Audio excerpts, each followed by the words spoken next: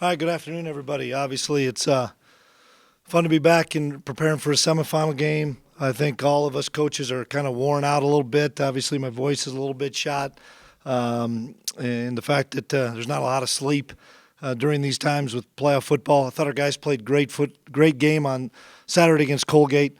Really pleased with how we were able to dominate the line of scrimmage, and guys did a tremendous job of owning their role at the line of scrimmage and being able to stop them from running the football and then being able to pound the ball against that good defense. I was really impressed with their defense. They did a really good job of getting off blocks and tackling, and we just played a complete game, really pleased with the guys. Didn't turn the football over, which they'd been living off of, and then obviously we're able to get at least one, if not two turnovers, and we had a couple explosive plays too. So we'll turn our attention, obviously, to South Dakota State, which I think everybody knew when the brackets came out that there was a good possibility of that game happening. Obviously, it's come to fruition now. We have a ton of respect for South Dakota State. I firmly believe that Stig and his crew have a bunch of respect for us. It's two great programs that are going to go toe-to-toe on Friday night for a chance to go to Frisco. So we'll have our work cut out for us as far as the preparation on that. We've been grinding since early morning on Sunday because we've got to get ahead of the game a little bit by a day, and we'll continue that. We'll have our first real practice today on these guys. So I'll address the Kansas State stuff so we can get that out of the way. Nothing has changed from when we talked on Saturday in the fact that I had a conversation late in the week. I don't know. I think I'll learn more about it either today, tonight, or tomorrow. But nothing has changed from what we had on Saturday. My focus has been the last 2 days strictly on South Dakota State on Sunday and Monday, and we'll go from there. But I'd appreciate if we'd kind of keep comments South Dakota State because really nothing has changed, guys. How different is South Dakota State this time around from what you've seen in their films since you played them? Well, I don't think a bunch in the fact of they like us have a phenomenal quarterback. Christian is a great football player and makes their offense go. And, the more you watch him, the better he is. And I've watched him now for 4 years and so impressed with how he handles himself, so impressed how he gets him in the right call, so impressed his ability to throw on the move, on the run. The most dangerous he is when he's outside the pocket, and we have to do a great job of keeping him inside the pocket. So from an offensive standpoint, they do an awful lot of stuff, and they do a great job with their schemes, but it still starts with him, and he's such a terrific football player, similar to our guy in Easton. And then on defense, they do as good a job as anybody of defending us. They know us so well. I think we know them well. But it's still those little details. Who can execute those little details? And that's what it's going to come down to on both sides of the ball. Execution comes from the whole team, but how much of the success we saw in September came from what Easton saw at the line of scrimmage and changes that he was making?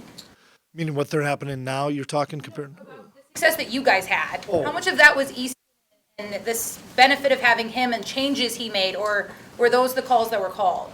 Well, I think he made a lot of changes, and he always has the keys to do that, and he'll continue to have the keys to do that this week. And, it's just how many different variations are we going to see of something new? Both sides of the ball. We're going to do some new things. Steg's going to do some new things. You have to when you play each other as much as we play each other. And so now it comes down to being able to adapt and adjust, not only getting yourself in the right call offensively or defensively, but more importantly, being able to adapt and adjust to the new stuff you're going to see. Difficult to strike a balance between, you said they defend you guys really well. Is it difficult to strike a balance between, okay, let's come up with some new stuff to, we should run what we're good at? Both. Yeah, we are going to run what we're good at. We're going to stay with our bread and butter. Maybe it's a different formation. Maybe it's a different motion or a different shift or a different look. That's what I think they are really good at as well. We know they're going to run a certain stretch series, but maybe they're going to line up in a different formation to get to that, or start in an empty set and move back into the backfield. And that's a challenge of you want to do what you've done really well that has enabled you to get to the semifinals, and also find new wrinkles that you have to prepare for. Change, Chris, especially strong in the backfield now? He's a terrific football player. I thought Wallace was a great player. I sorry to see him get hurt, but no, I really don't think they have, Jeff. I mean, they're running a lot of the same stretch concepts with him, a lot of the zone stuff, a lot of things to change your eyes. I think they do a great job of motioning wide receivers, motioning tight ends or moving tight ends on the snap to try to change your eyes, and they've always done a good job of that. But I think the Strong kid is a really good football player that's come on of the last half of the season. Obviously, he was newcomer of the year. Chart does not list Lance Dunn, does list Blake Williams. Is that kind of how you see it playing out? Yeah, I don't think Lance is definitely out. But I also know he'll be pretty limited, and he won't practice today or tomorrow, and we'll have to see where he's at. We warmed up Blake, and I really thought he was going to try to give it a go on Saturday. The issue becomes, after warming him up, we didn't know how much he could give us. And when you're having to dress only 64 guys, somebody else then, now you're dressing 63 if he couldn't go after a player. So our anticipation is that Blake will be able to give it a go. Chris, any frustration this isn't done yet with Kansas State, that maybe you're hoping by Saturday night this is still going on now? No, I just think it's the process, and I don't know what their process is, and I can't answer or speak to that. Once again, I did what I did on Thursday and thought I did a nice job, and we'll find out probably over the next 24 hours. Chris, is it better to play a team that you're so familiar with on a short week, or does it make it a little bit harder? Oh, it's hard because, you're trying to pick and choose those things we're talking about of the things you do well and the things you want to change from that respect. As far as watching guys personnel-wise, our O-line knows their D-line and vice versa. They know us so well.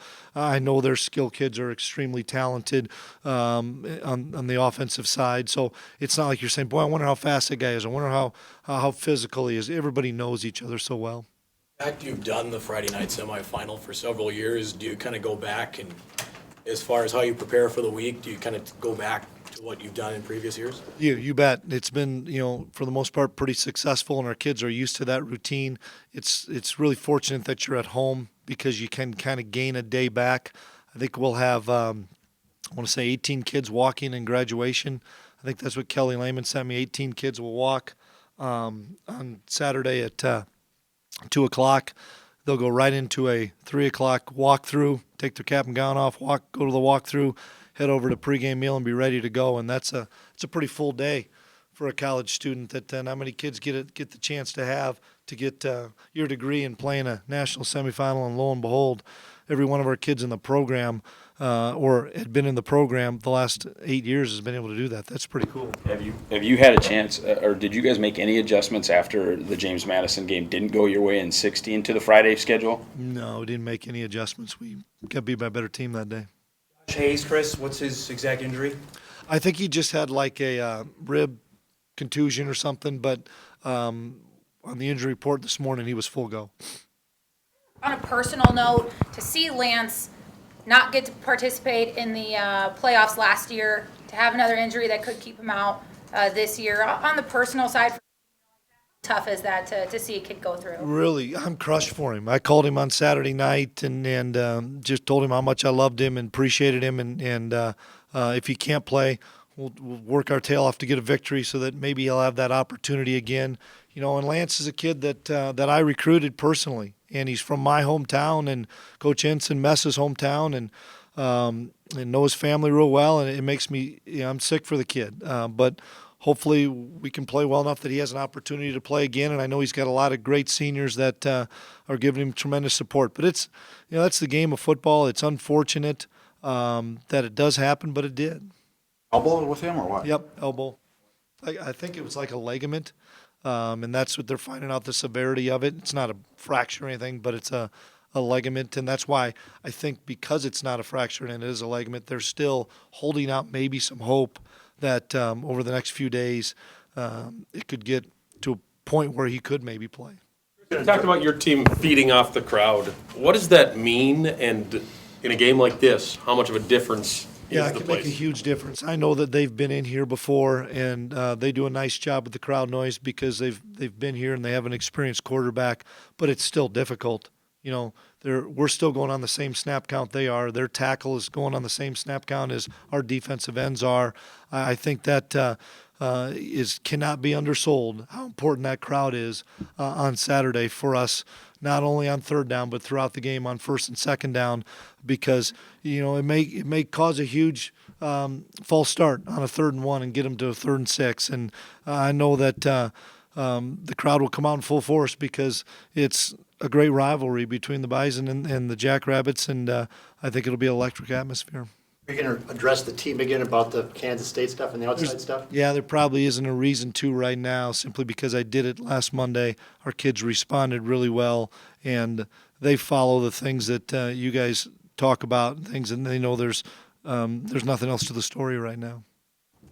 Are you going to be coaching the team for sure on Friday? Depending how things go. It's right now I plan on coaching the team because I'm still the head coach. Chris, where Kate Johnson is his career. I know it's hard to say comparing him to Jake Winicky, but is there any similarities? I know they're way different height-wise, but can you compare the two? He's a great player now. He makes explosive plays, and he runs by people, and I'm so impressed with the way he runs routes. And we have to know where he's at. They do a nice job similar to us with Shep, moving him around and things. But no, I'm really impressed with him, and I know he's just a sophomore, isn't he?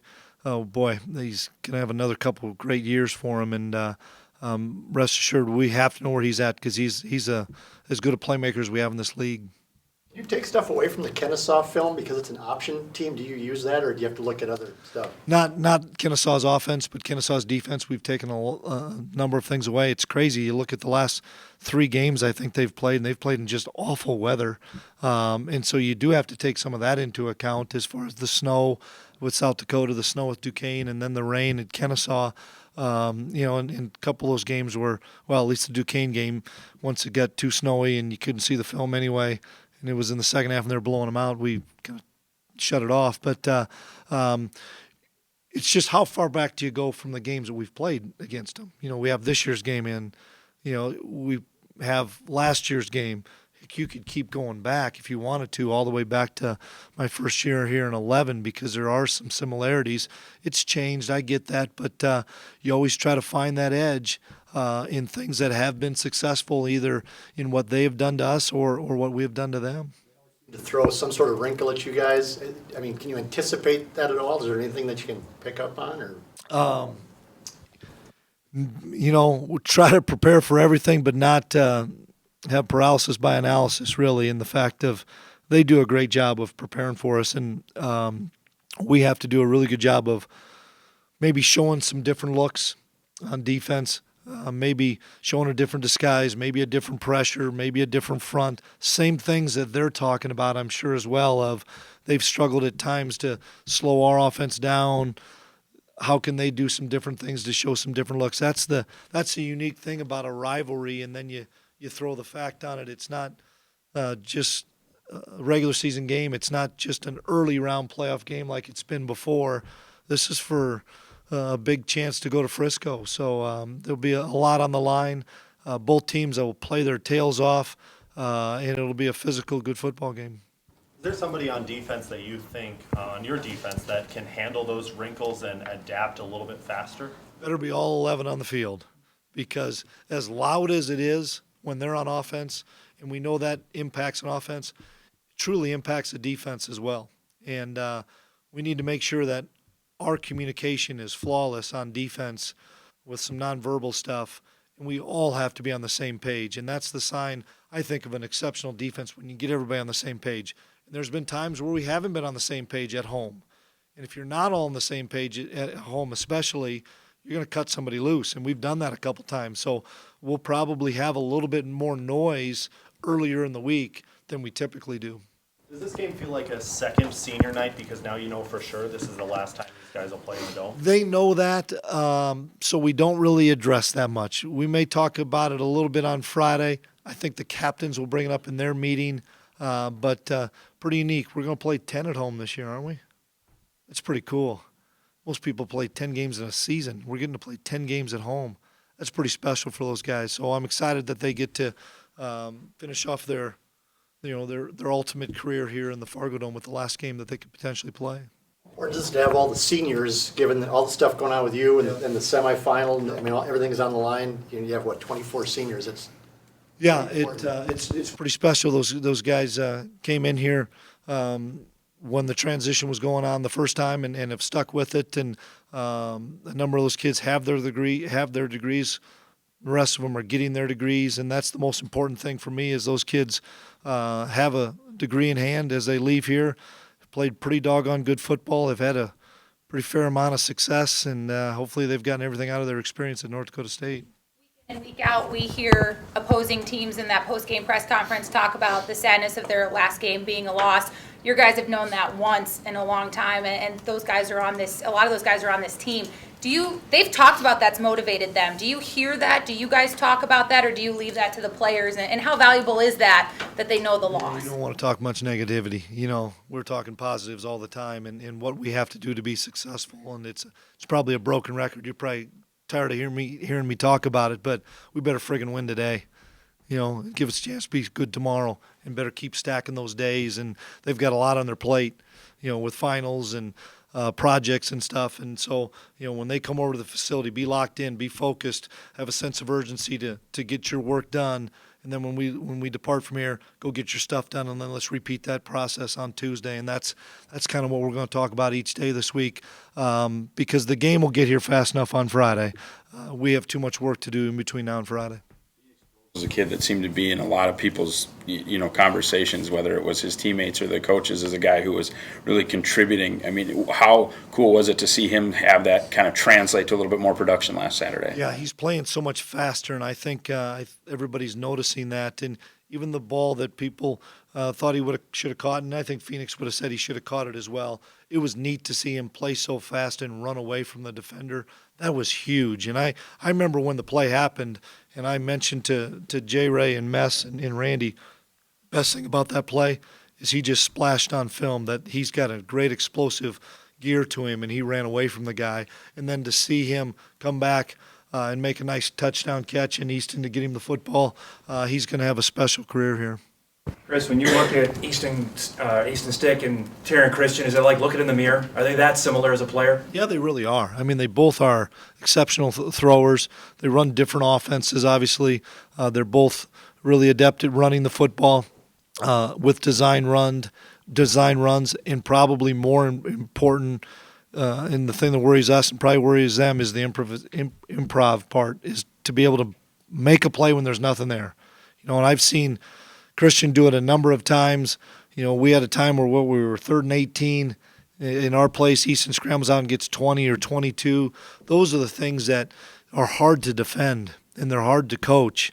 And both kids have the ability, when things break down, to make plays, and we can say, man, we didn't contain him.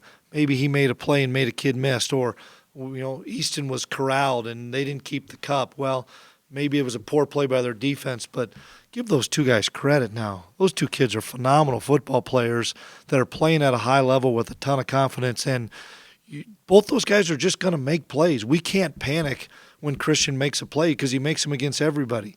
They can't panic when Easton makes a play because he makes them against everybody. That's why I think it's so unique that those two guys are getting an opportunity to play each other to a chance to go to Frisco. What's kind of the outsider or even next level interest at Easton compared to how it was with Carson at this time in their senior seasons? Well, Carson wasn't even playing this time his senior season, so it was probably down the line until he started rehabbing and getting ready to play. But he has really good interest, and he'll have an opportunity when we get to that time in January with bowl games and then with senior combines and those things. He'll have those opportunities, and I'm excited for him, but you know he's focusing on the task at hand. This game be in Frisco? I'm glad it's in the Fargo Dome. Did you look at 2013 with all the coaching stuff, speculation that was going on there that you've applied now to kind of keep everything? No, I had the unique thing in 2013 to be the defensive coordinator here, and I was knee deep in stuff, and so I was just in my cave. So no, I haven't been able to worry about that stuff, and it's a landscape of college football, and you and I have talked about it off air, and it's with the signing day, with FCS playoffs, with bowl games, All that stuff, guys. It's tough. It's difficult, and that's why it's so fun when you have 24 great seniors, a great bunch of guys that play for each other, a great administrative support, and we'll just see how it all plays out.